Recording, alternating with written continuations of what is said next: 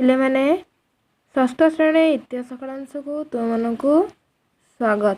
ପୂର୍ବ କଳାଂଶରେ ଆମେ ପୁରାତନ ପ୍ରସ୍ତର ଯୁଗ ବିଷୟରେ ଜାଣିଥିଲେ।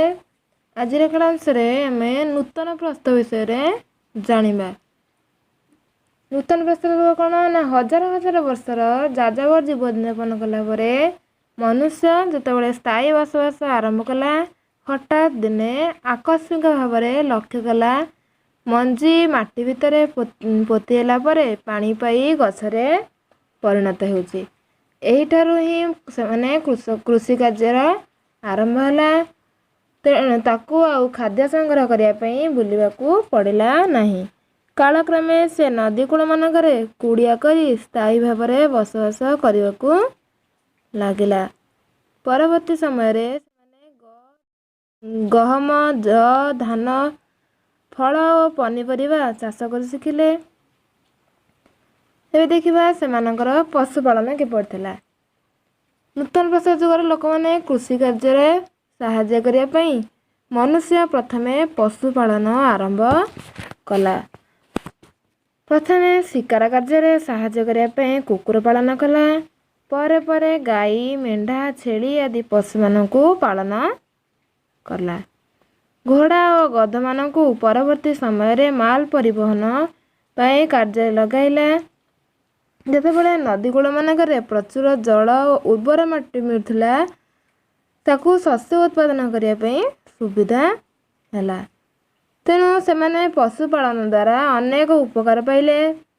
ଯେମିତିକି ପଶୁମାନଙ୍କ ଠାରୁ ପାଉଥିବା କ୍ଷୀର ଓ ମାଂସକୁ ଖାଦ୍ୟ ରୂପେ ବ୍ୟବହାର କରିବା, ପୋଷାକ ପ୍ରସ୍ତୁତ କରିବା ପାଇଁ ପଶୁ ଚମଡ଼ା ଓ ମେଣ୍ଢାର ଲୋମ ବ୍ୟବହାର କରିବା, ଗଧ, ଘୋଡ଼ା ଓ ବଳଦମାନଙ୍କୁ ମାଲ ପରିବହନ ପାଇଁ ବ୍ୟବହାର କଲେ।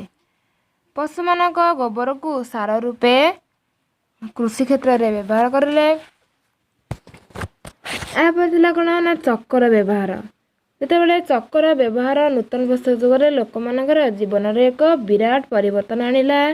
ଏହାଦ୍ୱାରା ସେମାନେ ବିଭିନ୍ନ ପ୍ରକାର ମାଟି ପାତ୍ର ଚକ ଦ୍ୱାରା ବିଭିନ୍ନ ପ୍ରକାର ମାଟି ପାତ୍ର ନିର୍ମାଣ କରିପାରିଲେ। କାଳକ୍ରମେ ଚକକୁ ଗାଡ଼ିରେ ବ୍ୟବହାର କରି ମାଲ ପରିବହନ ଶୀଘ୍ର ଓ ସୁବିଧାରେ କରିପାରିଲେ। ଏହାପରେ କ'ଣ କଲେ ନା ସେଇ ଚକରେ ସେମାନଙ୍କୁ ତନ୍ତ ପ୍ରସ୍ତୁତ କରିବାରେ ସାହାଯ୍ୟ କଲା, ଯାହାଦ୍ୱାରା ସେମାନେ ସୂତା କାଟି ପାରିଲେ ଓ ଲୁଗା ବୁଣି ପାରିଲେ। କ'ଣ ଏବେ ଦେଖିବା ମାଟି ପାତ୍ର। ମାଟି ପାତ୍ର କ'ଣ ନା ଭାରତର କେତେକ ଅଞ୍ଚଳରୁ ନୂତନ ପ୍ରସ୍ତର ଯୁଗର ଲୋକମାନେ ବ୍ୟବହାର କରୁଥିବା ବିଭିନ୍ନ ପ୍ରକାର ମାଟି ପାତ୍ର ଦେଖିବାକୁ ସନ୍ଧାନ ମିଳିଛି। ଏଗୁଡ଼ିକ ସେମାନେ ପ୍ରସ୍ତୁତ କରୁଥିଲେ, ଦୈନନ୍ଦିନ ଜୀବନରେ ବ୍ୟବହାର କରୁଥିଲେ। ସେଇ ମାଟି ପାତ୍ର ଗୁଡ଼ିକୁ ସେମାନେ ରାନ୍ଧିବା, ଶସ୍ୟ ସାଇତି ରଖିବାରେ ବ୍ୟବହାର କରୁଥିଲେ। ଏହାପରେ ଅଛି ଆମର ହାତ ହତିଆର। ହାତ ହତିଆର ଯେମିତି କ'ଣ ନା ନୂତନ ପ୍ରସ୍ତର ଯୁଗର ମନୁଷ୍ୟମାନେ ବ୍ୟବହାର କରୁଥିବା ଅସ୍ତ୍ରଶସ୍ତ୍ର ଗୁଡ଼ିକ ଆମ ପୁରାତନ ପ୍ରସ୍ତର ଯୁଗର ଅସ୍ତ୍ରଶସ୍ତ୍ର ଅପେକ୍ଷା ଅଧିକ ଉନ୍ନତ ଥିଲା। ଉନ୍ନତ, ସୁନ୍ଦର, ଧାରୁଆ ଓ ଚିକ୍କଣ ଥିଲା। ତେଣୁ ଏହି ଯୁଗକୁ ନୂତନ ପ୍ରସ୍ତର ଯୁଗରେ ନାମିତ କରାଯାଉଥିଲା। ଶିକାର ବ୍ୟତୀତ ଅନ୍ୟାନ୍ୟ କାର୍ଯ୍ୟରେ ମଧ୍ୟ ଅସ୍ତ୍ର ଗୁଡ଼ିକ ବ୍ୟବହାର କରୁଥିଲେ। ଯେମିତି ପଥର ଓ ଅସ୍ଥି, କାଠ ପେଣ୍ଟ ଲଗା ଅସ୍ତ୍ରଶସ୍ତ୍ର, ବାଉଁଶର ଧନୁ ଓ ପାତିଆର ଗୁଣ ଆଦି ସେମାନଙ୍କୁ ବ୍ୟବହାର କରୁଥିବା ସୂଚନା ମିଳିଥିଲା। ଏହାଛଡ଼ା ସେମାନେ କ'ଣ କରୁଥିଲେ ନା ହାଡ଼ରୁ ତିଆରି ଛୁଞ୍ଚି ବ୍ୟବହାର କରି ଚମଡ଼ାରୁ ତିଆରି ଲୁଗା ସିଲେଇ କରିବାରେ ବ୍ୟବହାର କରୁଥିଲେ। ଓଡ଼ିଶାର ମୟୂରଭଞ୍ଜ ଜିଲ୍ଲାର କୋଚେଇ, କୁଲିଅଣା, ବୈଦିପୁର ପ୍ରଭୃତି କେତେକ ଜାଗାରୁ ନୂତନ ପ୍ରସ୍ତର ଯୁଗର ହାତ ହତିଆର ଦେଖିବାକୁ ମିଳିଛି। ଏହାପରେ ଅଛି କ'ଣ ନା ଧର୍ମ ବିଶ୍ୱାସ। ନୂତନ ପ୍ରସ୍ତର ଯୁଗର ଲୋକମାନେ ପ୍ରକୃତିର ଉପାସକ ଥିଲେ। ତେଣୁ ପ୍ରକୃତିର ବିଭିନ୍ନ ରୂପ ଯେପରିକି ନଦୀ, ପର୍ବତ, ସୂର୍ଯ୍ୟ, ବୃକ୍ଷ ଆଦିକୁ ପୂଜା କରୁଥିଲେ। ସେମାନେ ପରଜନ୍ମରେ ବିଶ୍ୱାସ କରୁଥିଲେ। ବ୍ୟକ୍ତି ମରିଗଲେ ତା ସହିତ ବ୍ୟକ୍ତିମାନେ ବ୍ୟବହାର କରୁଥିବା ଖାଦ୍ୟଦ୍ରବ୍ୟ ଓ ହାତ ହତିଆର ପୋତି ଦେଉଥିଲେ। କାଳକ୍ରମେ ଯୁଗର ମନୁଷ୍ୟ ଗୋଷ୍ଠୀଗତ ବା ଦଳଗତ ଜୀବନଯାପନ କଲା।